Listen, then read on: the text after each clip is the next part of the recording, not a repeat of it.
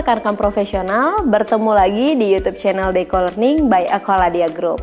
Nah, untuk rekan-rekan profesional yang mau menyaksikan video ini, jangan lupa yuk dukung kami dengan subscribe channel ini. Dan berhubung subscribe itu gratis, jangan lupa ya di subscribe, dan agar kami juga dapat membuat video-video menarik lainnya. Selamat menyaksikan video ini ya. Hai rekan-rekan profesional, selamat datang di video Dynamic Talk by Deco Learning Aqualadia Group.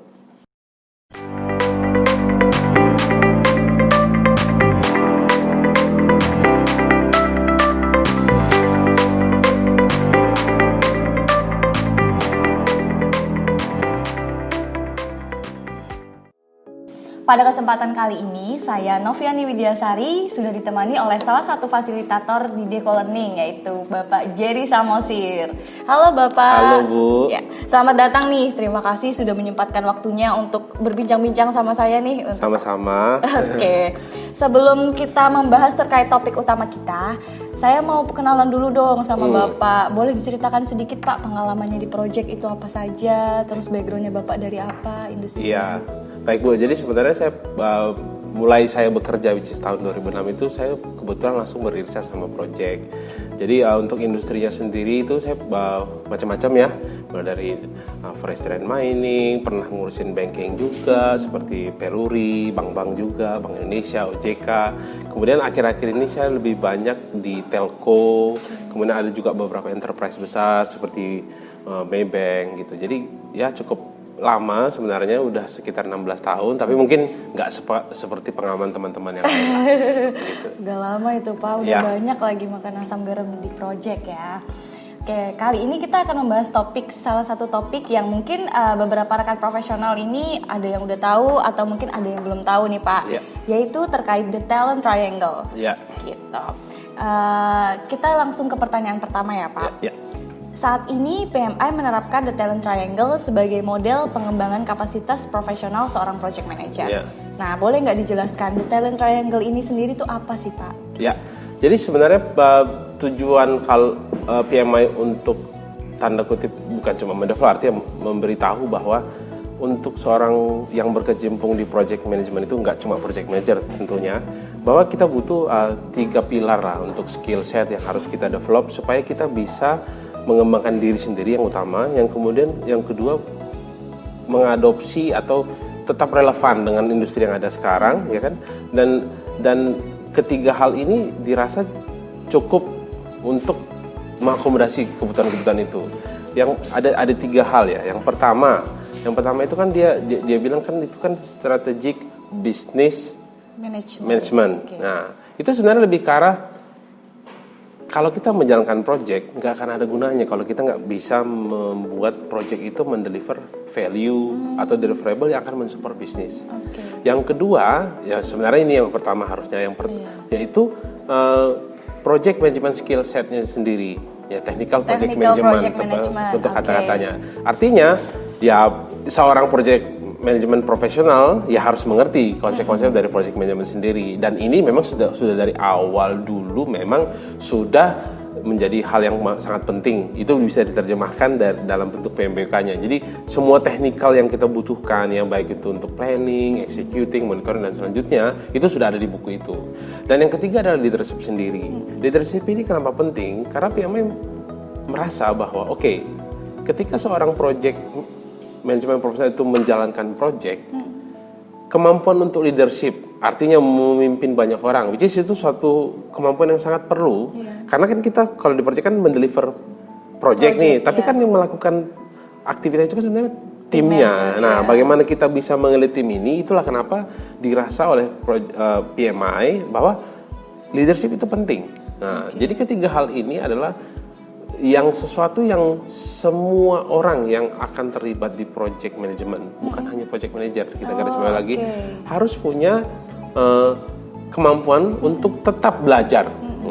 Untuk tetap belajar ketiga hal ini. Jadi 3 hal penting atau 3 pilar yang penting untuk mengasah atau tetap memberikan relevansi atau tetap keep up dengan yang ada di sekarang itu. Kira-kira seperti itu. Oke, berarti dari penjelasan tadi sebenarnya kita nggak bisa dong kalau cuman handal di satu, misalkan dari sisi teknikalnya aja kayak gitu ya Pak? Ya, jadi memang nggak bisa karena memang 3 pilar ini harus ada di situ untuk mendukung keberhasilan yang pada akhirnya proyek itu sendiri atau deliverable itu benar-benar tepat sasaran pada akhirnya gitu. Karena biasanya kan proyek dijalankan tanpa tahu sebenarnya detailnya apa. Itu kan ada di statementnya bahwa pengertian proyek itu progressively elaborated. Artinya sepanjang kita dalam menjalankan proyek itu, kita harus tetap belajar mengenai itu proyek itu sendiri.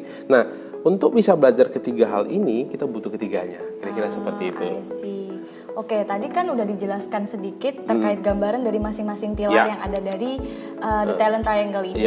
Boleh dong Pak, kita masuk ke detailnya dari masing-masing pilar. Untuk yang pertama, kita akan bahas terkait technical project management. Nah, itu tadi udah dibahas di summary-nya. Untuk lebih mendalam itu apa aja sih yang menjadi bagian dari technical tersebut? Jadi kalau technical project management ini itulah yang ibaratnya kalau saya bilang itulah senjata utamanya sih sebenarnya.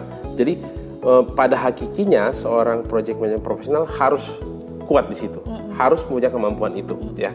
Kenapa harus punya kemampuan itu? Karena pada dasarnya dia yang menjalankan untuk hal itu. Kita mulai dari konsep dasar project management sendiri bahwa project itu sendiri adalah satu usaha yang ada start dan end-nya untuk menghasilkan produk yang unik dan selama prosesnya itu dia harus progressively elaborated yang seperti yang saya sebutkan harus dipelajari karena setiap proyek itu unik ya. Nah, ketika proyek diserahkan ke satu project manager karena biasanya project manager itu nggak milih kan, dia kan diserahin kita diserahin atau ada project team member itu diserahin ke project manajernya misalnya itu. Berarti kita harus sudah mampu untuk tanda kutip nih menjalankan proyek itu dari start sampai end. Dimulai dari awal, ketika kita planning, kita harus punya kemampuan untuk planning. Mulai menerjemahkan kebutuhan customer menjadi requirement, kemudian nanti ditranslasi jadi deliverable, itu dari sisi planning. Kemudian waktu kita melakukan eksekusi, apa aja yang harus kita lakukan, berkoordinasi, apa tool-tool yang harus kita gunakan, bagaimana kita bisa melihat bahwa proyek ini pasti delay, karena kita lihat progresnya, sekarang itu masih 20%, budget kita udah 30%, jadi kemungkinan kita over budget. Kemudian untuk monitoring and controlling juga kita harus lihat, tadi sudah ada performance, bagaimana cara kita mereport, bagaimana kita mengkomunikasikan bahwa kita harus ada perubahan nih, kita harus nambahin orang, atau mungkin kita bilang kita harus mengganti orang karena skill set yang ada di kita kurang baik. Nah, kemudian habis dengan itu bagaimana dengan closingnya, ketika deliverable itu sudah ada, bagaimana kita formally secara formal bilang bahwa proyek ini sudah finish dengan deliverable A, B, C, dan seperti Bapak saya bilang, kalau proyek itu adalah tuliskan yang Anda kerjakan dan kerjakan yang Anda tuliskan. Artinya tanpa ada formal acceptance, proyek itu nggak akan selesai. Nah, jadi kira-kira seperti itu. Nah, technical project management ini mengcover itu semua dari sisi bagaimana governance proyek itu sendiri.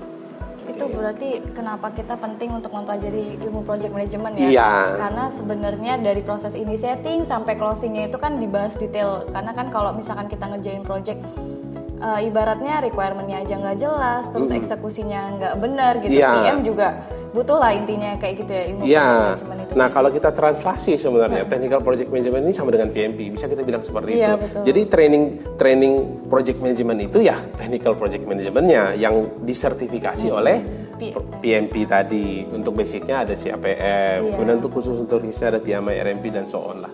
Kira-kira seperti itu.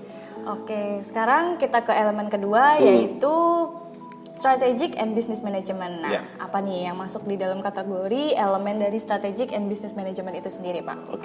Nah, saya tadi sudah bilang bahwa ketika kita menjalankan proyek, kita harus sharing dengan kita mengeksekusi, kita harus belajar. Biasanya ketika proyek itu diadakan, itu apa yang menjadi tujuan itu nggak begitu jelas. Biasanya ini kenyataan gitu. Kalau saya 99,99% proyek saya itu ketika kita definisikan di awal sebenarnya itu tidak hit the target atau pain point yang harus kita selesaikan. Nah, biasanya juga dan seharusnya harusnya kalau proyek itu benar-benar proyek yang valid ya. Karena banyak proyek yang diadakan hanya for the sake of ngabisin duit.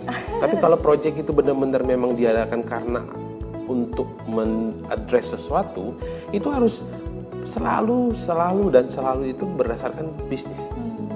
Ya, bisnis ini nggak harus untung rugi karena ada juga yang non profit, ada yang ini. Tapi intinya adalah bagaimana proyek ini akan mengadres kebutuhan dari bisnis itu sendiri.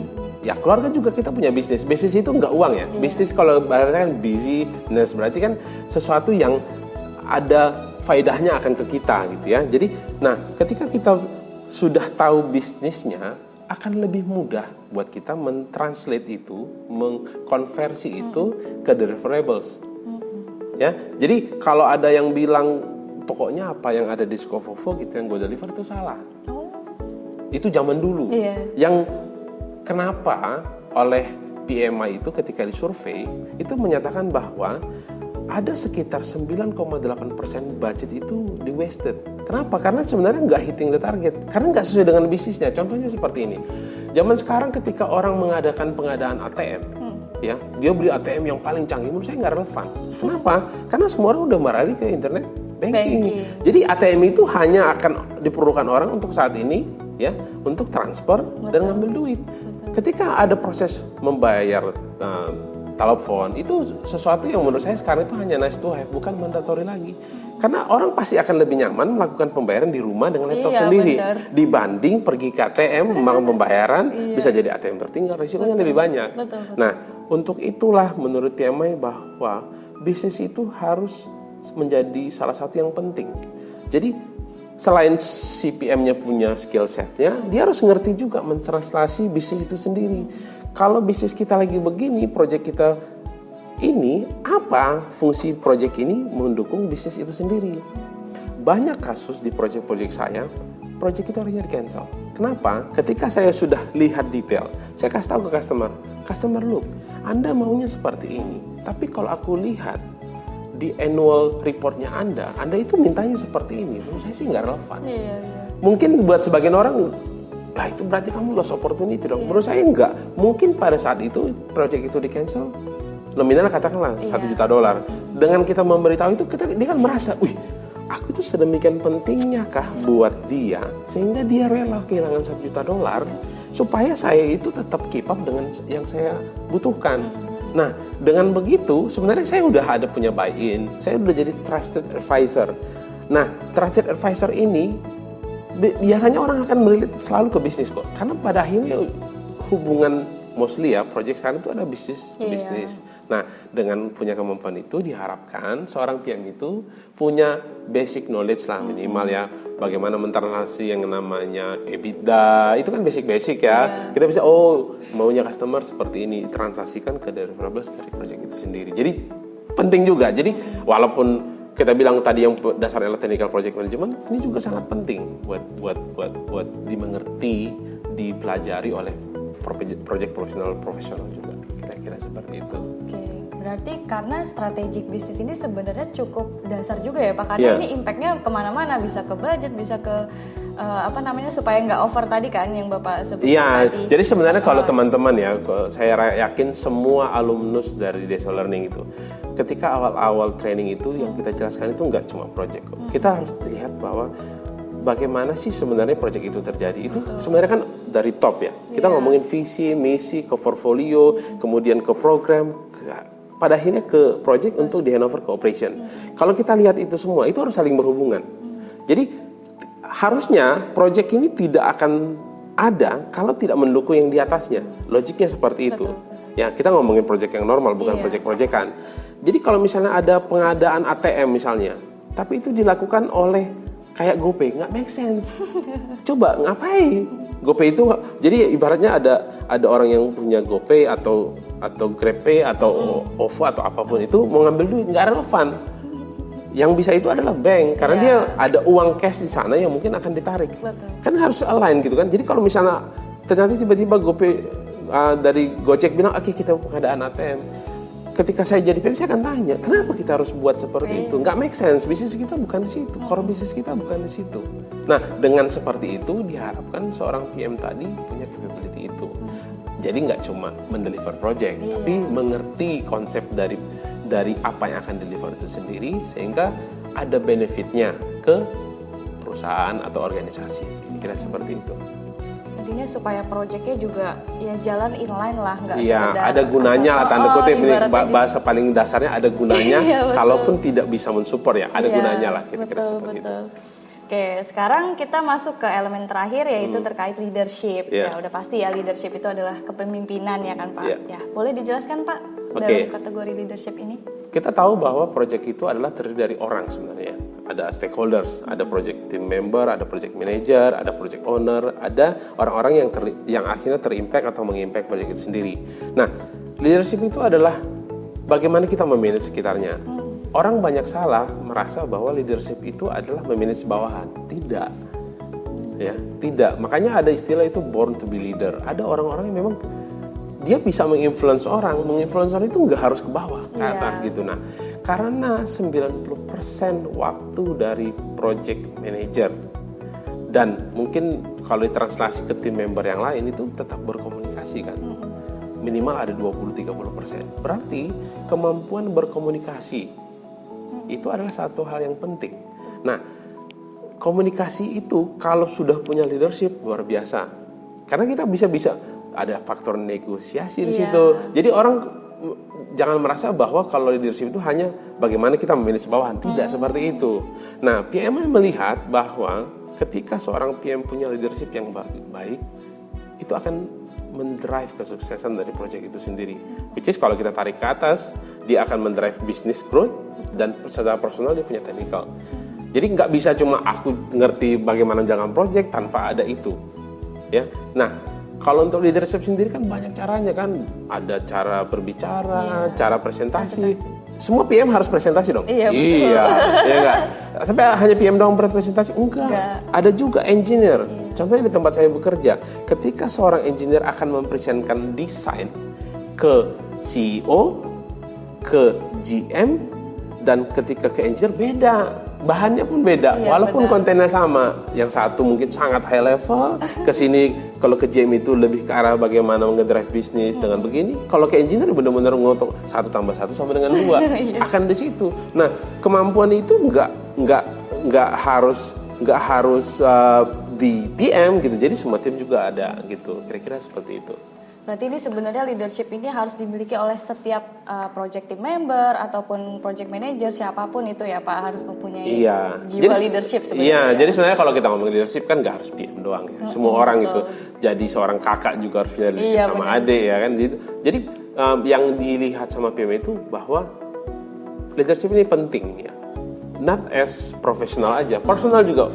Personal growth selalu ada di situ. Karena balik ke basic aja. Kita nggak akan bisa memimpin orang lain tanpa memimpin sendiri. Dari simpel situ aja kan. Jadi itu sangat penting gitu. Nah, masalahnya untuk kuantifikasi ini kan agak susah untuk diujiankan. Karena kan style orang beda. Itu kenapa?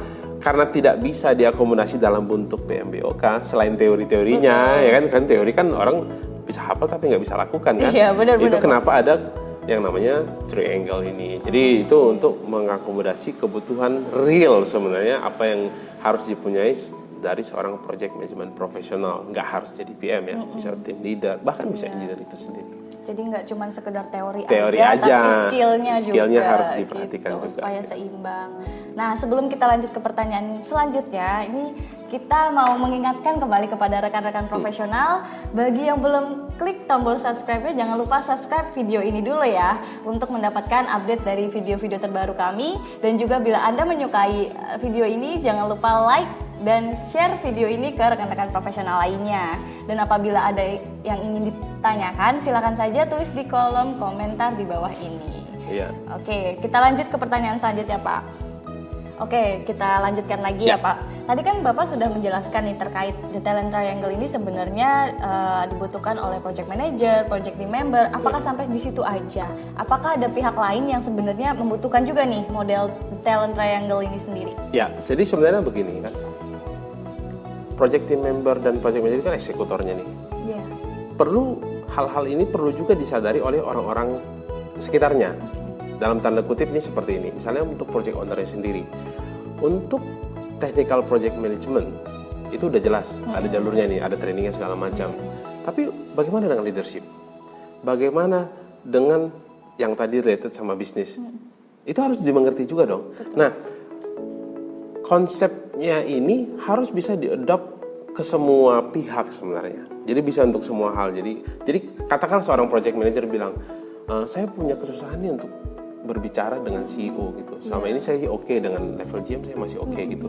Jadi dari sisi manajemen juga oke, ini sesuatu yang penting gitu. Jadi tanpa ada support dari manajemen, ya itu purpose-nya kenapa PMI sangat menggalakkan ini atau mempromot ini ke semua orang adalah supaya orang-orang yang punya wewenang, kekuasaan untuk memfasilitasi ini bisa memberikan kemudahan untuk hal itu.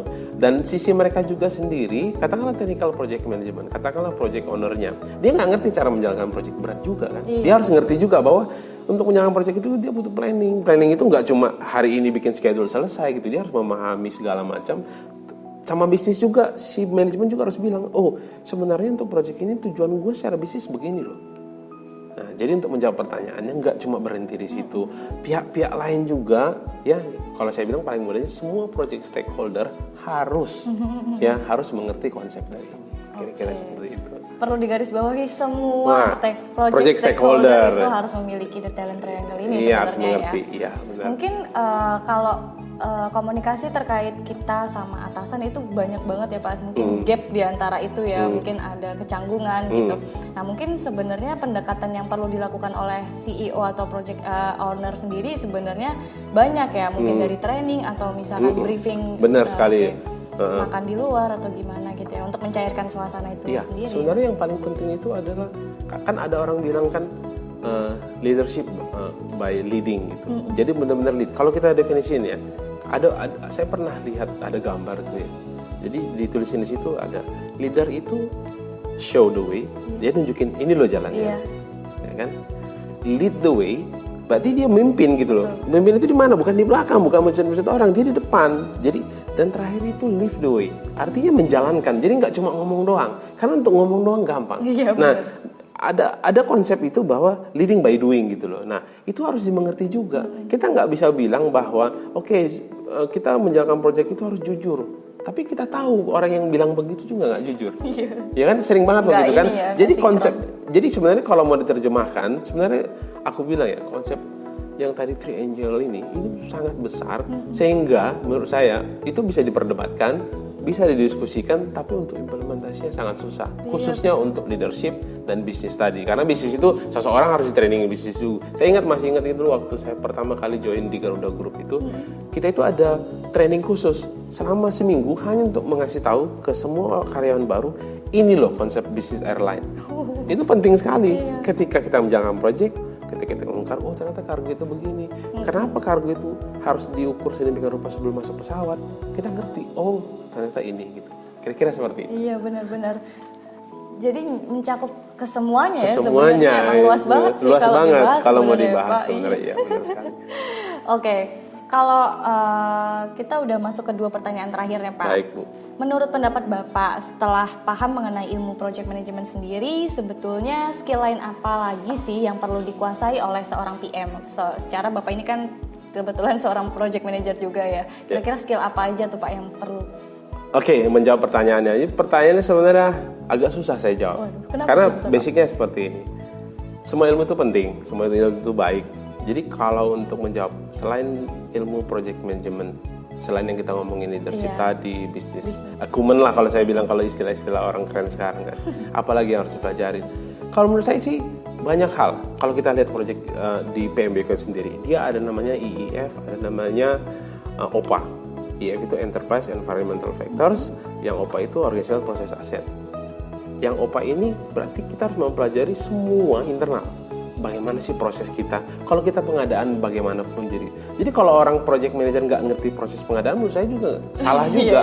Karena banyak hal itu harus di outsource. Misalnya kita nggak punya tenaga ahlinya, apakah kita harus hire? Belum tentu. Kita hire konsultan untuk masuk juga bisa.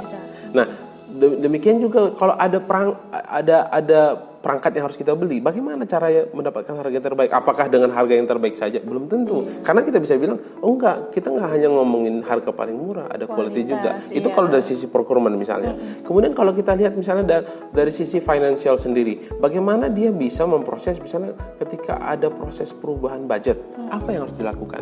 Kan nggak bisa aja seorang pajak bilang, gue tambahan budget, selesai. Nggak bisa juga. Kita harus, kita harus bikinkan dokumen, bagaimana cara membuat dokumen yang formal, disampaikan ke departemen terkait, diproses, kemudian ada proses tanya jawab, kita akan defend kenapa seperti ini. Nah, jadi menjawab pertanyaan itu banyak gitu loh. Tapi apakah semua harus kita tahu? Nggak? Once at a time lah. Misalnya kalau kayak saya, kenapa sih Jerry dulu belajar audit gitu? Saya sih simpel aja, saya nggak mau proyek saya diaudit dan ada finding. Awalnya seperti itu. Padahal sebenarnya audit itu adalah melihat governance, bagaimana kita menjalankan proyek itu. Dia lebih melihat prosesnya daripada hasilnya. Dulu saya pikir bahwa ketika kita ngomongin audit itu ngelihat hasil. Bukan, ternyata proses. Apakah kita menjalankan pada koridor-koridor tertentu. Jadi baik banget ternyata. Tergantung kita bagaimana mengaplikasikan ilmu yang kita dapat tadi ke ilmu ini. Misalnya contohnya untuk berkomunikasi, udah jelas ada namanya Narrow Language Programming. Ternyata kita harus membedakan bagaimana cara kita ngomong kepada yang tukang gali, engineer, PM yang selevel, GM dan bahkan CIO atau CTO atau CEO. Nah, ilmu itu perlu juga. Jadi kalau saya harus sebutkan apa saja, semua hal bisa, tapi sebenarnya mudah, kita lihat aja dalam proses sehari-hari ketika kita merasa kita butuh ini, silahkan. Kita butuh ini, nggak ada ilmu yang jelek. Kira-kira seperti itu jawabannya. Jadi sebenarnya skillnya itu nggak harus terpaku sama apa yang rulesnya kita. Misalkan di PM kita cuman menguasai ilmu PM-nya aja. Tapi kayak dari Bapak tadi kan udah PM tapi juga mempelajari terkait audit gitu ya. Gitu. Seperti itu. Gitu, supaya nggak kena ini ya Pak, nggak kena audit dan tahu triknya gitu. Karena kan bisnis to bisnis nih. Ketika project yang saya kerjakan ada findingnya, mereka akan bilang, ini kalau Jerry yang udah project banyak findingnya nih agak berat buat saya. Tapi ketika saya bilang, Pak, nanti kita lakukan ini bisa jadi finding loh. Dia bilang, oh iya benar gitu. Jadi kita nggak cuma hanya mendeliver aja, kita juga bisa saling berkembang. Karena dia bilang, bisa jadi bilang, oh enggak, di bisnis kami itu oke. Nah, bisnis kalian mungkin nggak oke, tapi ini ada toleransinya nih bisa sampai sekian gitu. Jadi baik juga buatnya. Jadi kalau buat saya itu nggak ada istilah kalau Jerry udah ngerti project management, ya maaf aja belum. Tapi saya dalam proses belajar gitu ya kan, yang saya tahu saya sharing, tapi belum tentu yang paling benar. Karena yang saya tahu ini saat ini bisa diaplikasikan sama industri yang saya tahu. Ketika kita ngomongin software development pasti beda. Ketika kita ngomongin masalah nuklir beda gitu. Jadi yang artinya balik lagi ke definisi project, progressively elaborated, kita akan belajar dalam proses itu. Kira-kira seperti itu. Ya betul sekali Pak. Oke, sekarang kita udah masuk nih ke pertanyaan terakhir, gak berasa ya Pak? Nah, kalau tadi pendapat, sekarang saran nih Pak. Apakah ada saran lain terkait talent triangle ini? Terus baik untuk project manager maupun bagi profesional HR lainnya yang ingin terus mengembangkan talent project manajernya gitu. Iya, kita coba itu pertanyaan jawabannya akan sama ya. Dari sisi HR apa, dari sisi kitanya apa gitu ya. Nah, kalau dari saya, semua orang itu unik, ya. Ada orang yang nggak usah training juga, pintar ngomong. Betul. Ada orang yang mau di-trainingin juga, memang nggak bisa juga ngomong gitu. Jadi ibaratnya kaku istilahnya ya kan. Jadi ada bahkan kalau orang bilang saya itu dulu ya, dibilang orang itu, Jerry itu kalau ngomong dari kepala sama mulut nggak ada remnya. Apa yang di pikiran saya sebutkan. Saya nggak peduli, ngomong udah gitu. Tanpa perlu training gitu sebelumnya ya Pak? Waktu itu orang bilang, kamu baik tapi terlalu jujur istilahnya mereka. Kalau menurut saya jujur itu baik, nggak ada negatifnya. Cuma bagaimana cara kita mengkomunikasikannya, ya kan? Kalau kita bilang, Pak, sistem ada gangguan. Kalau kita bilang, Pak, sistem sekarang dalam proses perbaikan, itu beda nuansanya. Bener-bener. Cara yang disampaikan sama-sama sistem rusak.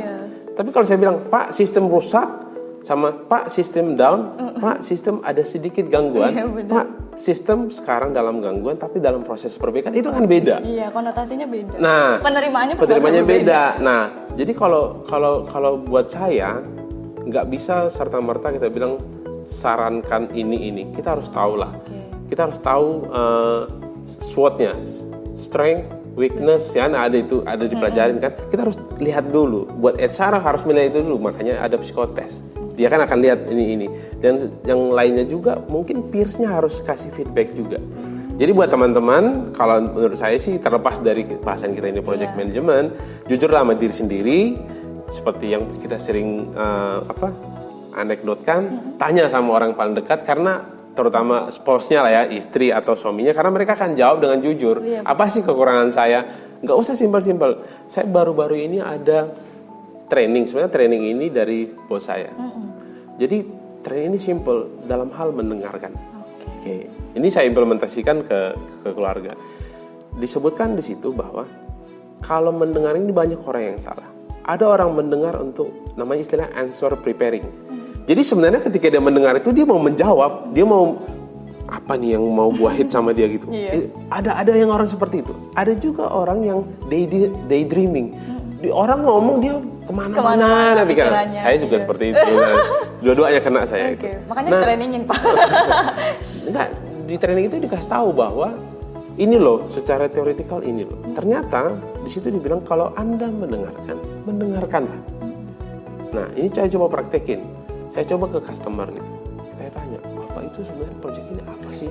Itu saya benar-benar dengar, saya coba benar-benar fokus. Saya kan standarnya eye contact segala macam. Habis itu sesudah saya mengerti, saya coba refresh lagi. Kata-katanya beda tapi lebih ke arah yang project manajemennya. Kemudian saya translasikan dalam bahasa yang saya konfirmasi, Pak, tadi kita itu bahwa poinnya A, B, C, D enggak. Dia sangat senang sekali. Bukan berarti apa yang dia sebutkan masalahnya tadi selesai, bukan. Tapi ternyata dengan cukup mendengarkan aja cukup gitu. Nah, saya tarik ke rumah tangga saya gitu kan. Istri saya tuh sering cerita, dia nggak butuh kita komen. Pokoknya lu denger, gue cerita, udah gitu loh. Nggak harus ada solusi segala macam. Dan itu sebenarnya banyak terjadi, orang kenapa kayak gini aja? Belum selesai ceritanya udah seperti itu. Itu kalau kita lihat komunikasi. Jadi jujur sama diri sendiri, tanya sama orang paling dekat, apa sih yang tidak punya kepentingan buat kita untuk menjawab dengan salah gitu ya, maksudnya jawab belak-belakan. Dari situ nanti kita bisa tahu, oke, yang mau saya kembangkan seperti ini. Ingat, tidak ada ilmu yang tidak berguna. Semua baik gitu ya, tergantung cara ngelihatnya aja. Tapi kita harus tahu siapa diri kita sebelum kita bisa melangkah. Aku misalnya, technical project management aku kurang, aku nggak ngerti planning. Barulah kita, aku training project management. Ternyata aku nggak bisa berkomunikasi nih. Kita cari training komunikasi, bagaimana begini. Kira-kira seperti itu. Berarti sebetulnya kalau skills itu bukannya kita harus punya skill atau skill lain apapun, tapi balik lagi ke masing-masing personalnya. Apa yang kita dibutuhkan, kita sesuaikan dengan job desk-nya gitu. Karena kalau misalnya ke ini nih engineer, misalnya tukang gali, dia nggak akan perlu ngomong sama si Ayu kan? Iya benar. Ya dia butuhnya apa? Bagaimana mengerjakan dengan baik, terus komunikasi dengan tanda kutip mandornya saja. Iya. Karena yang tahu diri kita sendiri ya diri kita sendiri dan orang yang sebelah kita kan gitu. Kira-kira seperti itu. Betul. Jadi ya intinya sebenarnya kita harus lebih banyak sharing sama orang-orang lain juga ya Pak, untuk tahu kita siapa. Betul. Oke, aduh seru banget nih Pak perbincangan kita hari ini. Terima kasih banyak atas kesempatan dan waktunya. Udah mau menyempatkan waktu sharing-sharing bersama dengan rekan-rekan profesional lainnya. Terima kasih rekan-rekan profesional yang telah menyaksikan video kali ini. Semoga apa yang telah kami bincang-bincang tadi dapat bermanfaat dan menambah wawasan bagi rekan-rekan profesional lainnya. Kalau gitu, sampai jumpa di video Dynamic Talk lainnya. Sampai jumpa. Adios.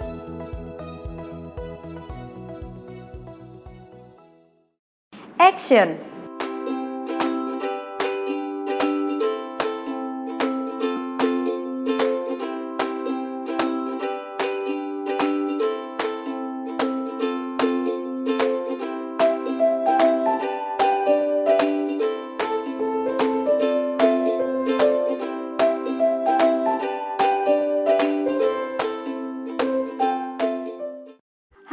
rekan-rekan profesional, jika Anda menyukai video ini, jangan lupa untuk subscribe, like, dan share video ini. Dan yang terakhir, jangan lupa untuk komen di kolom komentar di bawah ini ya. Dan semoga video ini bermanfaat untuk rekan-rekan profesional yang menyaksikan. Sampai jumpa kembali di video Dynamic Talk berikutnya. Bye-bye!